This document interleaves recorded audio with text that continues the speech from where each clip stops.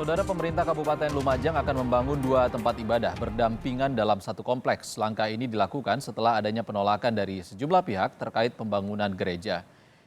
Inilah lokasi yang akan dijadikan kompleks pembangunan masjid dan gereja secara berdampingan. Lokasi ini dipilih lantaran agak jauh dari permukiman warga sehingga aman dari konflik.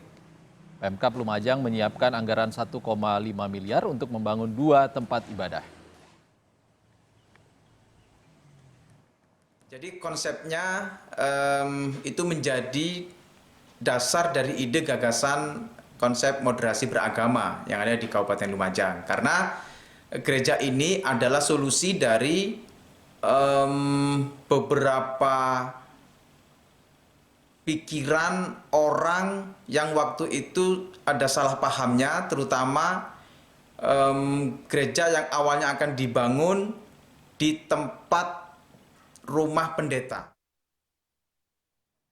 Wali Kota Solo, Jawa Tengah, Gibran Rakabuming Raka mendukung Bupati Lumajang terkait pendirian gereja. Menurutnya langkah Bupati Lumajang sangat tepat menunjukkan bahwa negara hadir bukan untuk satu golongan saja.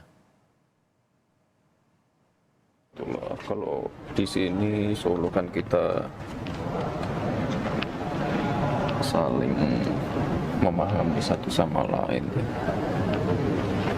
Jadi kalau dengan adanya langkah Pak Tori itu, Bupati Lumajang itu Mas sendiri sebagai... Ya bagus kalau ada yang seperti itu. Berarti kan ya sejalan dengan apa yang ada di Kota Solo.